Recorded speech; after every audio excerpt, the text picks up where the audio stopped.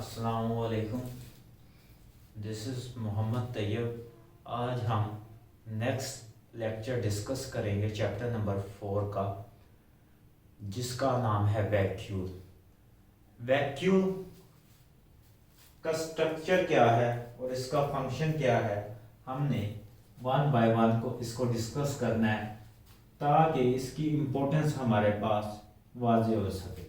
तो सबसे पहले वैक्यूल वर्ड किससे डिराइव हुआ है और इसका मतलब क्या होता है, हम वो लिख लेते हैं। तो वैक्यूल हमारे पास वैक्यूस वर्ड से डिराइव हुआ है, जिसका मतलब है हमारे पास एम्प्टी स्पेसिस। क्या है? एम्प्टी स्पेसिस, ऐसी स्पेस जो कि एम्प्टी हो और हमारे पास क्या हो, मेम्ब्रेन बॉन्डेड हो। तो हम इसे क्या लिख सकते हैं फिर, एम्प्टी सैक लाइक स्ट्रक्चर है जो कि मेम्ब्रेन से क्या होता है, हमारे पास बॉन्डेड होता है, मेम्ब्रेन बॉन्डेड होता है। अब सबसे पहले इसे डिस्कवर किसने किया, हम वो भी डिस्कस कर लेते हैं। तो हमारे पास एक साइंटिस्ट था, एंटोनी, ठीक है जी। इसने क्या हमारे पास पहली दफा एनिमल सेल्स को माइक्रोस्कोप के अंडर इसने ऑब्जर्व किया था। एंटोनी वॉन लीवनहुक, इसने क्या किया था, एक तालाब से पानी लिया था और उस पानी को माइक्रोस्कोप के अंडर ऑब्जर्व किया और इसे क्या, टीनी नेचर, क्या है, टीनी क्रिएचर हमारे पास नजर आई और इसने इस टीनी क्रिएचर को क्या कहा था, एनिमलक्यूल्स। तो इसने ही क्या हमारे पास फर्स्ट टाइम जो है वैक्यूल को ऑब्जर्व किया। ये तकरीबन 19 की बात है जब इसने वैक्यूल को ऑब्जर्व किया। तो हमारे पास ये साइंटिस्ट था एंटोनी वॉन लीवनहुक, ये साइंटिस्ट था जिसने फर्स्ट टाइम वैक्यूल को ऑब्जर्व किया। अब हम इसकी डिस्कस करते हैं कि प्रेजेंस क्या होती है और इसकी प्रॉपर्टीज क्या होती है। तो प्रेजेंस से पहले हम डिस्कस करते हैं, ये हमारे पास क्या है, मेम्ब्रेन बॉन्डेड ऑर्गेनेली है।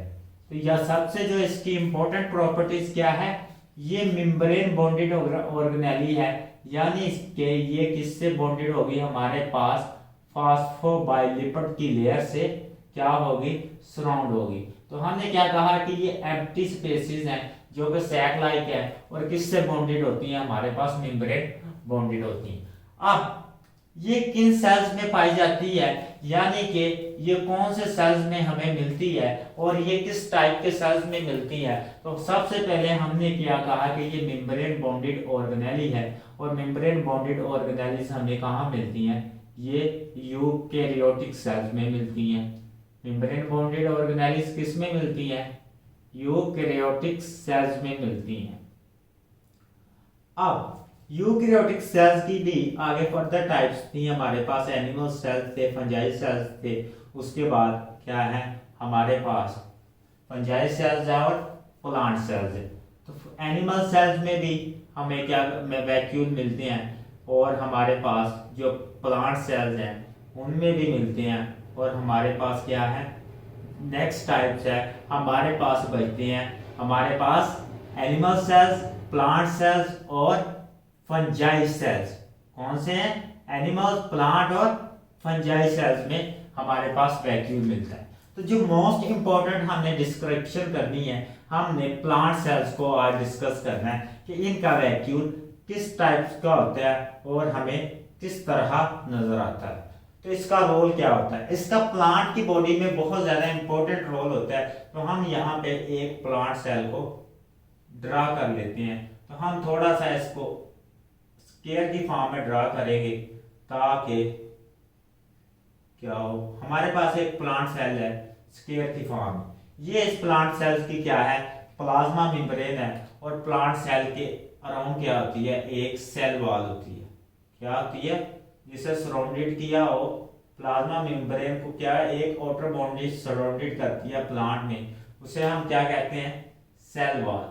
और सेल वॉल की भी हमने टाइप्स पढ़ ली थी, प्राइमरी होती है, ठीक है, मिडल लमेला होती है और हमारे पास सेकेंडरी सेल वॉल होती है। अब ये सेल वॉल है और हमारे पास प्लांट सेल है, प्लांट सेल। तो अब प्लांट सेल में क्या वैक्यूल प्रेजेंट होता है और प्लांट सेल में इसका फंक्शन क्या है, हमने उसको डिस्कस करना है पहले। तो प्लांट सेल में ये सेंट्रल रीजन में प्रेजेंट होता है। और कौन से सेंट्रल रीजन में प्रेजेंट होता है, ये मेच्योर प्लांट सेल के सेंट्रल रीजन में प्रेजेंट होता है। ठीक, जो डॉटर प्लांट सेल्स होते हैं उनमें छोटे छोटे वैक्यूल्स होते हैं, जैसे एनिमल लाइफ होते हैं, उनमें क्या होता है, ये सेंट्रल रीजन में नहीं होता, ये पेरिफेरल रीजन में होता है। वो हम जब एनिमल सेल्स का डिस्कस करेंगे तो उसको, ये सेंट्रल रीजन में है। और ये क्या है, हमारे पास एक एम्प्टी स्पेस है जिसको हमने नाम दिया है वैक्यूल का। क्या नाम दिया है, वैक्यूल का। और इसका फिर इसका मतलब न्यूक्लियस कहाँ पे प्रेजेंट होगा, इसका न्यूक्लियस प्रेजेंट होगा हमारे पास पेरिफेरल रीजन में। कहाँ पे मौजूद होगा, पेरिफेरल रीजन में, क्योंकि इसका जो सेंट्रल वैक्यूल है ये इसे पुश कर देता है पेरिफेरल रीजन में। इसका न्यूक्लियस आ गया हमारे पास पेरिफेरल रीजन में। नेक्स्ट हम मूव ऑन करते हैं। अब ये एम्प्टी स्पेसेस हमारे पास वैक्यूल है, तो इसका फंक्शन क्या है प्लांट में, किसका, इसका फंक्शन क्या है, किसमें, प्लांट में इसका फंक्शन क्या है, उसको हमने यहाँ पे एक्सप्लेन करना है। इसका प्लांट में फंक्शन क्या है। सबसे पहले वो कहता है कि हमारे पास जो कि वैक्यूल को मेम्ब्रेन सराउंड करती है, वैक्यूल को जो सेल मेम्ब्रेन सराउंड करती है, यानी कि फॉस्फोबाइलिपिड की लेयर होती है, हम उसको क्या कहते हैं, उसको कहते हैं टोनोप्लास्ट। क्या कहते हैं, टोनोप्लास्ट। ये क्या करती है, वैक्यूल को सराउंड करती है। ये मेम्ब्रेन हमारे पास क्या करती है, वैक्यूल को सराउंड करती है। अब क्या होगी, वैक्यूल को सराउंड किया है और इसमें क्या होगा, हमारे पास डिफरेंट काइंड के वेस्ट स्टोर होते हैं। सबसे पहले क्या होती हैं, ये क्या करता है, हमारे पास वेस्ट स्टोर करता है, वेस्ट मटेरियल जो है सेल का वो स्टोर करता है। उसके बाद ये सब इंपॉर्टेंट इंटरमीडिएट्स ऑफ मेटाबॉलिक, हमारे पास कोई रिएक्शंस हो रहे हैं, मेटाबॉलिक रिएक्शंस हो रहे हैं, उनके इंटरमीडिएट प्रोडक्ट को भी क्या करता है, ये स्टोर कर लेता है। जब सेल को जरूरत होगी तब ये क्या हो जाएंगे, ये यूटिलाइज हो जाएंगे। ये क्या होंगे, ये यूटिलाइज हो जाएंगे, वरना क्या करेंगे, ये सेल से रिमूव हो जाएंगे। तो ये इसका फंक्शन हो गया, वेस्ट को स्टोर करता है और उसके बाद इंटरमीडिएट को भी स्टोर करता है, मेटाबॉलिक इंटरमीडिएट को। उसके बाद ये वेस्ट को स्टोर करने के अलावा ये क्या करता है, ये साल्ट को भी स्टोर करता है। ये क्या करता है, साल्ट को भी स्टोर करता है। अब मैं कहता हूं यहां पे वेस्ट मटेरियल भी है हमारे पास, उसके अलावा साल्ट भी है हमारे पास। ठीक है, साल्ट में क्या आ गया, हमारे पास सोडियम आ गया, हमारे पास कौन सा आ गया, कैल्शियम आ गया। हमारे पास डिफरेंट काइंड के क्या है, साल्ट पड़े हुए हैं इस वैक्यूल में। अब हमारे पास साइटोप्लाज्म में क्या होता है, वाटर होता है। मैं इसको ब्लू के साथ ड्रा करने लगा हूं, वाटर। यानी कि साइटोप्लाज्म में क्या होती है, हमारे पास साइटोमेम्ब्रेन्स होती हैं, यानी कि मेम्ब्रेन कोटेड ऑर्गेनेल्स होती हैं। और इसका क्या कौन सा पार्ट होता है, साइटोसोल होता है। साइटोसोल मीन के लिक्विड पोर्शन ऑफ साइटोप्लाज्म होता है। और हमने साइटोसोल की जो कंपोजिशन थी वो भी डिस्कस कर ली कि हमारे पास साइटोसोल की जो कंपोजिशन है वो क्या होती है, 90% इसमें क्या होता है, वाटर होता है। ठीक है, सेल में वैसे 70% होता है और साइटोसोल में क्या होता है, इसकी कंपोजिशन में 90% वाटर होता है। और ये वाटर 90% जो है वाटर है, ये बहुत इंपॉर्टेंट फंक्शन परफॉर्म करता है यहाँ पे। अब हमें पता है कि एक प्रोसेस हमने डिफ्यूजन का प्रोसेस डिटेल के साथ डिस्कस किया था, तो यहाँ पे भी हमने डिफ्यूजन को एप्लीकेबल करना है और डिफ्यूजन का एप्लीकेबल करने का यहाँ पे मेन पर्पस है। तो हमारे पास एक प्रोसेस था डिफ्यूजन, क्या थी, डिफ्यूजन का प्रोसेस। अब डिफ्यूजन क्या होती है, मूवमेंट ऑफ वाटर मॉलिक्यूल। ठीक है, किसी भी चीज का हायर कंसंट्रेशन से लोअर कंसंट्रेशन की तरफ मूव करना, वो क्या होती है, डिफ्यूजन। हाँ, अगर वो डिफ्यूजन क्या हो, स्पेसिफिक हो जाए, मीन के उसमें मूवमेंट सिर्फ क्या हो, वाटर मॉलिक्यूल की हो, यानी कि एसिड डिफ्यूजन का प्रोसेस जिसमें क्या हो, वाटर मॉलिक्यूल की मूवमेंट हो, H2O की मूवमेंट हो, तो हम ऐसे प्रोसेस को क्या कहते थे, ओस्मोसिस।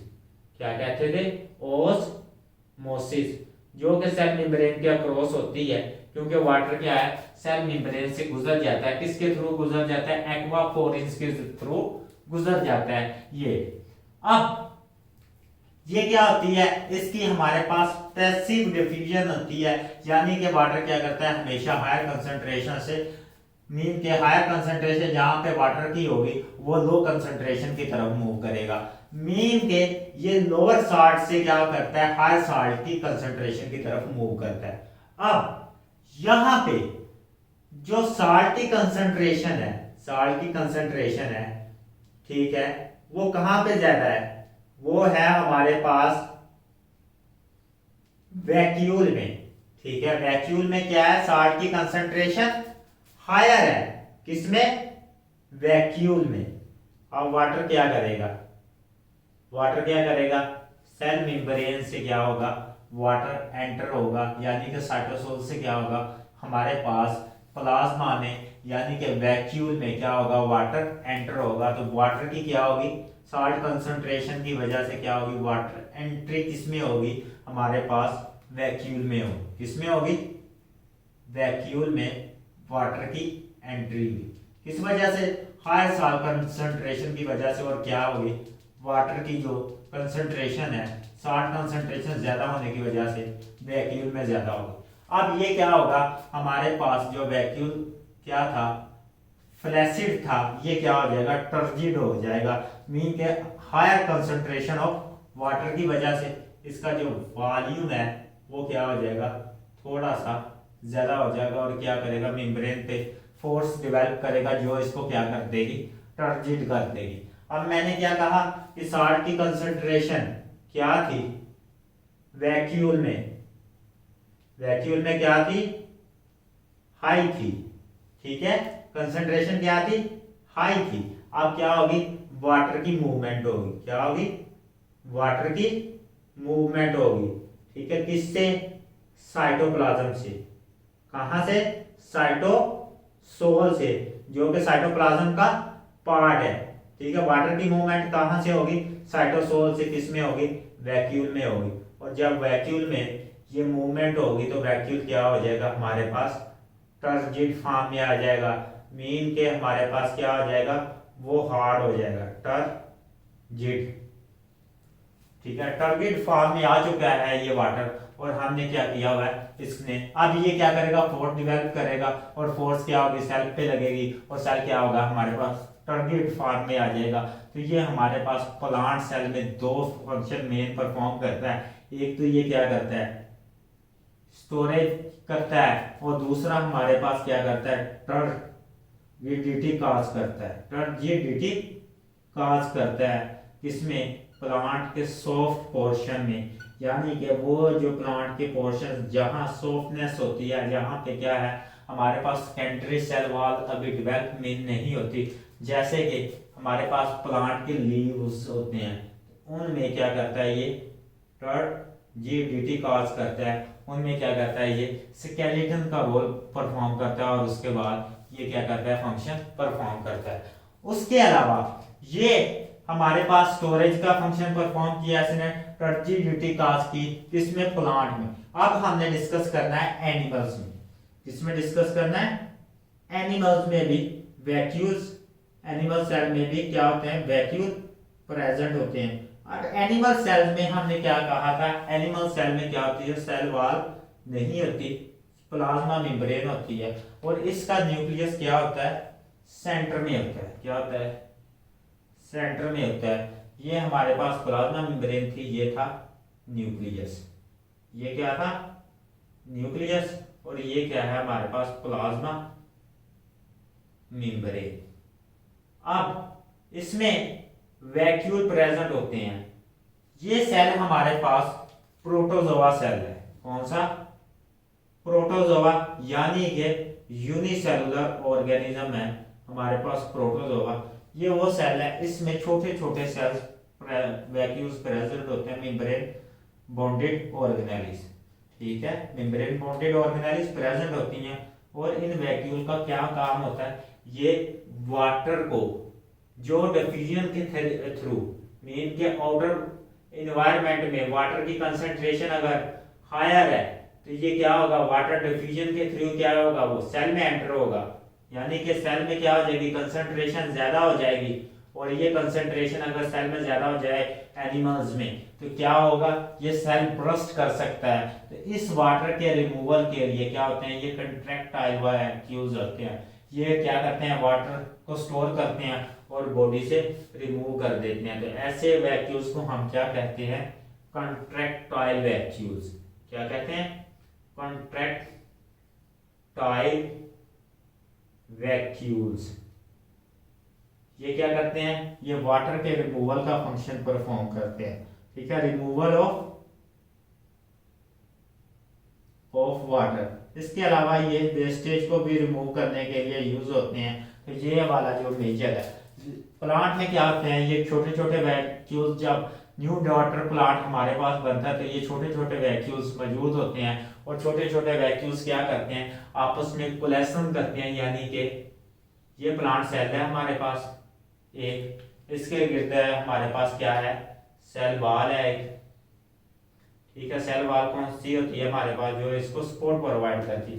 अब इसमें ये न्यूली डिवाइड सेल है, मीन के हमारे पास डॉटर सेल, इसके सेंटर में क्या था, न्यूक्लियस था और ये वैक्यूल छोटे छोटे वैक्यूल इसकी लार्ज अमाउंट में होते हैं, लार्ज नंबर में होते हैं, मैनी नंबर्स होते हैं इनके। अब ये क्या करते हैं, आपस में डिफ्यूज करते हैं, यानी कि कोलैप्सन करते हैं, इत्तेहाद करते हैं और क्या करते हैं, एक सिंगल वैक्यूल डेवलप कर देते हैं। और ये सिंगल वैक्यूल क्या करता है, न्यूक्लियस में आ जाता है। ये क्या करता है, न्यूक्लियस वाली सेंट्रल रीजन, यानी कि ये डिफ्यूज होने के बाद, इत्तेहाद करने के बाद, कोलैप्सन होने के बाद, तो ये क्या करता है, सेंट्रल में एक लार्ज पोजीशन दे देता है और न्यूक्लियस को क्या करता है, पेरिफेरल रीजन की तरफ धकेल देता है। ये न्यूक्लियस हो गया और ये क्या हो गया हमारे पास, वैक्यूल। तो हमने ये भी स्टडी कर लिया कि इनकी पोजीशन क्या होती है और ये फंक्शन क्या परफॉर्म करते हैं। नेक्स्ट हमने डिस्कस करना है वो है हमारे पास साइटोस्केलेटन। अब साइटो का मतलब क्या है, सेल। ठीक है, उस स्केलेटन मीन के हमने स्केलेटन पढ़ा हुआ है कि स्केलेटन होता है ह्यूमन बॉडी में ऐसा फ्रेमवर्क जो कि बॉडी को क्या प्रोवाइड करे, वो सपोर्ट प्रोवाइड करे। ठीक है, और उसके अलावा क्या, स्केलेटन सपोर्ट प्रोवाइड करता है जो बॉडी में फ्रेमवर्क होता है, हम उसे क्या कहते हैं, साइट स्केलेटन कहते हैं। तो ऐसा फ्रेमवर्क जो कि सेल में सपोर्ट प्रोवाइड करे, ऐसा फ्रेमवर्क जो कि सेल में सपोर्ट प्रोवाइड करे, हम उसे क्या कहते हैं, साइटोस्केलेटन कहते हैं। अब हमने क्या कहा कि सेल होता है, हमने डिफरेंट ऑर्गेनेल्स को डिस्कस करना है, तो उसमें एक ये साइटोस्केलेटन हमारे पास ऑर्गेनेली नहीं होती, it is not a organelle. ठीक है, जैसे साइटोप्लाज्म ऑर्गेनेली नहीं है, सेल मेम्ब्रेन ऑर्गेनेली नहीं है, तो ये भी हमारे पास क्या है, it is not a organelle. ठीक है, ये क्या है, ऑर्गेनल नहीं है हमारे पास, ये क्या है, सब पार्ट ऑफ सेल है, सेल का एक पार्ट होता है। दूसरा, ये अगर ऑर्गेनेली नहीं है और ना ही ये क्या होती है, इसके पास मेम्ब्रेन होती है, ना ही ये मेम्ब्रेन बॉन्डेड होता है, तो यहां पे मैं ये लिख सकता हूं, it is a non membrane bonded. ठीक है, non membrane bonded organelle mean के हमारे पास ये स्ट्रक्चर है। अब दूसरा, अगर ये नॉन मेम्ब्रेन बॉन्डेड है तो ये हमारे पास क्या होता है, प्रोकैरियोट सेल्स में भी मौजूद होता है और क्या यूकैरियोट सेल्स में भी मौजूद होगा। प्रोकैरियोट सेल्स में भी मौजूद होगा जिनके पास न्यूक्लियस नहीं होगा, और क्या होगा, दूसरे यूकैरियोटिक सेल्स में भी मौजूद होगा, किसमें, जिनके पास न्यूक्लियस होगा। तो ये दोनों सेल्स में मौजूद होता है। प्रोकैरियोट सेल्स कौन से होते हैं हमारे पास, जिनके पास न्यूक्लियस होता है, जिसमें प्रोटोजोआ आ जाते हैं, फंजाई आ जाते हैं, एनिमल्स आ जाते हैं। और प्रोकैरियोट्स में हमारे पास क्या होता है, बैक्टीरिया होता है, बैक्टीरिया। अब बैक्टीरिया आगे ट्रू बैक्टीरिया भी होते हैं, और हमारे पास क्या होते हैं, एंशिएंट बैक्टीरिया भी होते हैं, जिसे हमने आर्कियो बैक्टीरिया पढ़ा हुआ है, तो उनमें भी मौजूद होते हैं। तो यहाँ पे मैं थोड़ी सी डिस्क्रिप्शन दे दूं। जो वो बैक्टीरिया में हमारे पास ये साइटोस्केलेटन होता है। बैक्टीरिया सेल में जो साइटोस्केलेटन होता है वो क्या होता है, डिफरेंट काइंड की प्रोटीन से मिलकर बनता है। क्या है, बैक्टीरिया में जिस तरह सेल वॉल डिफरेंट काइंड की होती है, मीन के इनमें सेल वॉल किससे मिलकर बनी थी, पेप्टाइडोग्लाइकेन से, और आर्चियोबैक्टीरिया में डिफरेंट कंपोजिशन थी।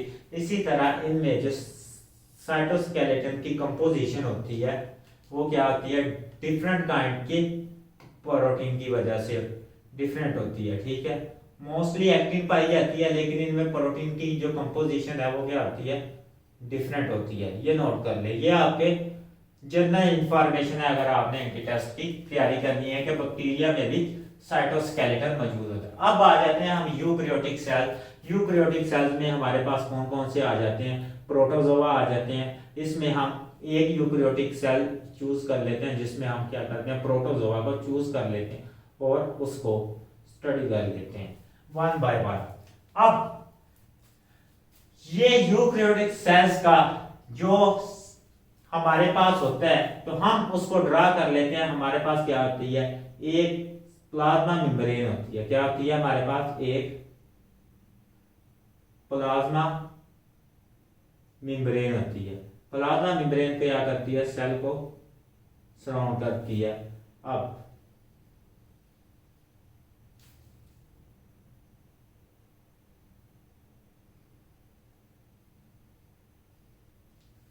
ये हमारे पास क्या आती है, प्लाज्मा मेम्ब्रेन का स्ट्रक्चर था जो कि हमने ड्रा कर लिया। अब ये हमारे पास क्या है, प्लाज्मा मेम्ब्रेन है जो कि लिपिड बाइलेयर है, जो कि हमारे पास क्या है, लिपिड बाइलेयर है। और कौन सी है, ये हमारे पास एनिमल सेल है। कौन सा है, एनिमल सेल। प्लांट सेल भी हो सकता है, यूकैरियोटिक सेल है, कोई भी एनिमल सेल्स है। इसके गिर्द क्या होगी, आउटर बाउंड्री होगी प्लाज्मा मेम्ब्रेन, ये अपर, और इसमें क्या होगी, लोअर भी हमारे पास क्या होगी, ये प्लाज्मा मेम्ब्रेन होगी। क्या होगी, प्लाज्मा मेम्ब्रेन। ये हमने इसको नोट कर लिया। अब उसके बाद इसमें के जो सेंट्रल रीजन में हमारे पास क्या होगा, साइटोप्लाज्म होगा। सेंट्रल रीजन में क्या होगा, इसके सेंट्रल रीजन में क्या होगा, हमारे पास न्यूक्लियस होगा, और इसके पेरिफेरल रीजन में जो इसको सराउंड करेगा उसे हमने क्या कहना है, साइटोप्लाज्म, न्यूक्लियस। अब इसके पेरिफेरल रीजन में हमारे पास क्या है, ब्लू कलर में क्या है, साइटोप्लाज्म, जो कि साइटोसोल है, और इसमें डिफरेंट काइंड की ऑर्गेनेल्स होंगी। ठीक है, ये क्या है हमारे पास, साइटोप्लाज्म। अब यहां पे हमने डिस्कस करना है साइटोस्केलेटन, जो कि सेल्स को क्या करेगा, फ्रेमवर्क प्रोवाइड करेगा, जो कि सेल को क्या करता है, शेप प्रोवाइड करता है। और साइटोस्केलेटन की सबसे पहले हमने साथ साथ कंपोजिशन को भी डिस्कस कर लेना है। तो ये डिस्कस करता है हमारे पास जो साइटोस्केलेटन है वो डिफरेंट काइंड की प्रोटीन से मिलकर बनता है, और वो इन प्रोटीन को डिस्कस करता है। यहाँ पे मैं ये प्रोटीन राइट कर देता हूं। ये हमारे पास क्या है, एक साइटोस्केलेटन है, और उसमें कौन कौन सी प्रोटीन्स होती हैं। तो ये कहता है कि एक्टिन प्रोटीन होती है हमारे पास, ये मसल में पाई जाती है। ट्यूबुलिन प्रोटीन होती है, ये हमारे पास क्या है, माइक्रोट्यूब्यूल्स में पाई जाती है। और उसके बाद ये क्या कहता है, हमारे पास मायोसिन प्रोटीन होती है, ये भी मसल में पाई जाती है। और उसके अलावा डिफरेंट काइंड की प्रोटीन्स इसमें कंस्टिट्यूट करती हैं, जो साइटोस्केलेटन बनाने में हेल्प देती हैं। तो अब हमने वन बाय वन साइटोस्केलेटन को डिस्कस करना है, इसकी टाइप्स कितनी है। ठीक है, साइटोस्केलेटन की टाइप्स को हमने डिस्कस करना है, और टाइप्स के जो फंक्शन है उनको भी वन बाय वन हमने डिस्कस करना है यहाँ पे। तो साइटोस्केलेटन की हमारे पास तीन टाइप्स हैं मेजर। एक है हमारे पास क्या है, जिसे हम कहते हैं एक्टिन फिलामेंट से मिलकर बने होते हैं। इंटरमीडिएट फिलामेंट होते हैं, हमारे पास माइक्रोट्यूब्यूल्स होते हैं, और हमारे पास क्या होती हैं, एक्टिन फिलामेंट होते हैं। ठीक है, कौन से? एक्टिन फिलामेंट,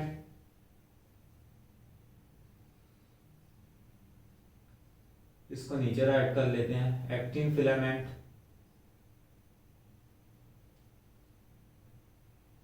और उसके बाद है माइक्रोट्यूब्यूल्स,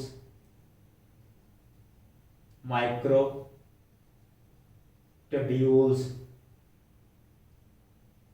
और हमारे पास क्या कौन से होते हैं, इंटरमीडिएट फिलामेंट। क्या होते हैं? इंटरमीडिएट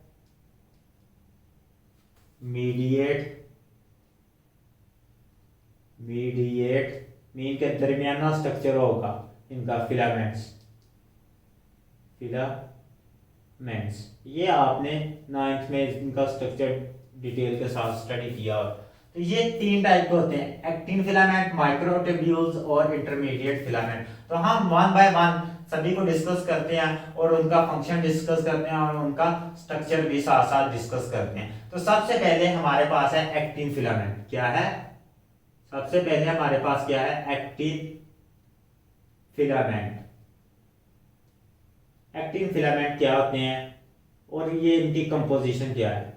ये एक्टिन फिलामेंट हमारे पास किस प्रोटीन से मिलकर बनते हैं? हमारे पास एक्टिन प्रोटीन से मिलकर बनते हैं। कौन सी?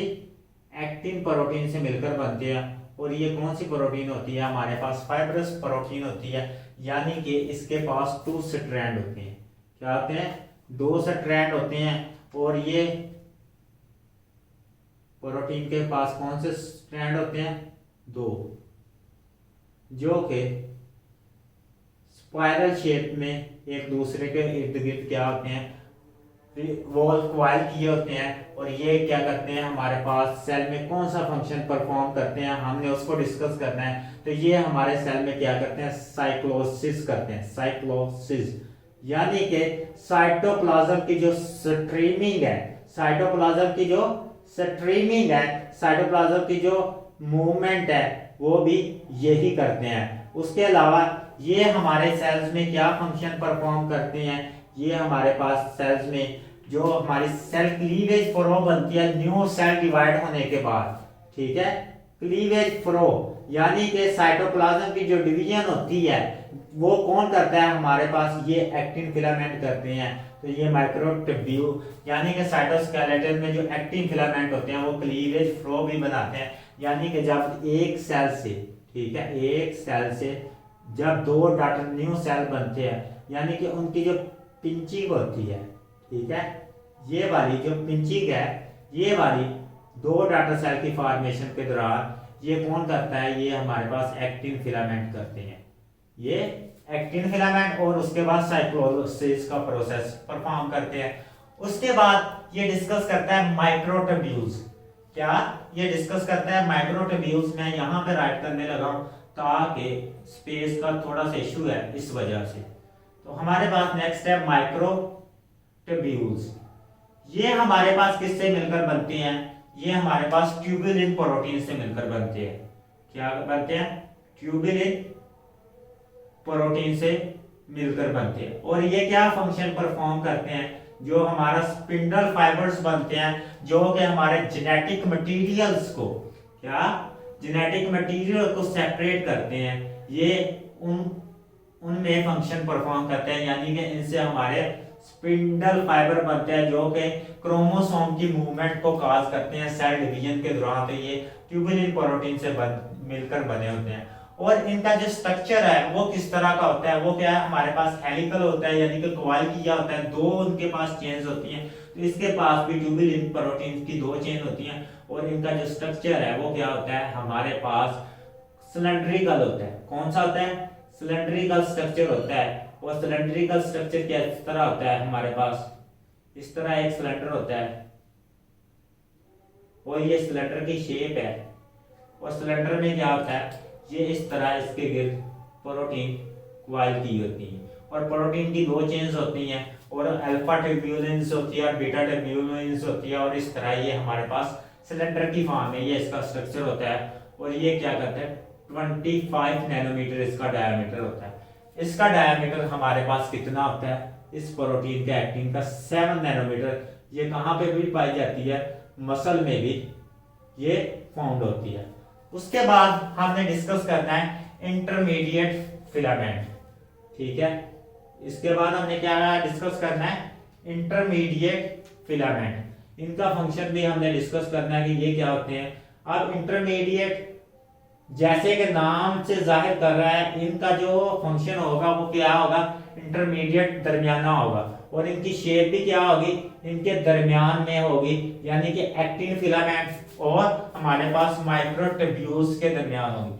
सबसे पहले हम इनकी शेप को डिस्कस कर लेते हैं। तो ये हमारे पास मोर सिलेंडर होते हैं, यानी कि ये ज्यादा थिन होते हैं, ठीक है। ये वाले सिलेंड्रिकल होते हैं हमारे पास, यानी कि सिलेंडर होते हैं, थिन होते हैं, ठीक है। क्या होते हैं, सिलेंडर होते हैं और अनब्रांच होते हैं, ठीक है। सिलेंडर और अनब्रांच मीन के स्ट्रेट होते हैं हमारे पास, अनब्रांच, ठीक। और ये हमारे पास क्या होते हैं, मोर सिलेंडर होते हैं, ये ज्यादा थिन होते हैं, किसकी निस्बत, माइक्रोट्यूब्यूल्स की निस्बत। और इनका हमारे पास जो डायामीटर होता है वो होता है 10 नैनोमीटर। कितना होता है, माइक्रोट्यूब्यूल का कितना था हमारे पास 25 नैनोमीटर, और इनका जो हमारे पास डायामीटर होता है वो होता है 10 नैनोमीटर। कितना होता है, 10 नैनोमीटर। और ये क्या करते हैं, ये भी डिफरेंट फंक्शन परफॉर्म करते हैं। इनका फंक्शन क्या होता है, ये सेल की शेप को मेंटेन करते हैं। क्या करते हैं, सेल की शेप को मेंटेन करते हैं। और उसके बाद ये सेल में जो ऑर्गेनेल्स होती हैं उनकी इंटीग्रेशन को मेंटेन करते हैं, मीन क्या वो उनकी पोजीशन को मेंटेन करते हैं। और ये डिफरेंट काइंड की, जब भी सेल में शेप चेंज करनी हो तो ये फंक्शन परफॉर्म करते हैं। तो हम यहाँ पे ड्रा कर लेते हैं। हमारे पास क्या है, माइक्रोट्यूब्यूल्स है, अनब्रांच्ड है, और क्या है, सिलेंडर है, यानी कि थिन है हमारे पास। ये हमारे पास डिफरेंट काइंड की क्या होगी, माइक्रोट्यूब्यूल्स।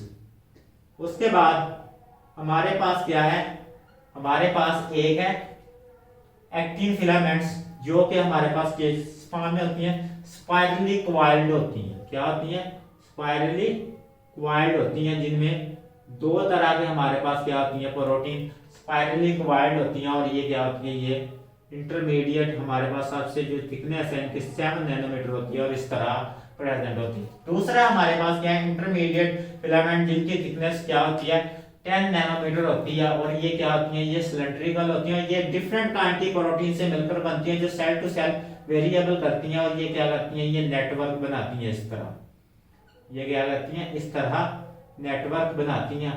और क्या करती हैं, सेल की शेप को मेंटेन करती हैं सेल में। तो हमने ये इनका आज डिस्कस कर दिया कि ये सेल में किस तरह फंक्शन परफॉर्म करती हैं।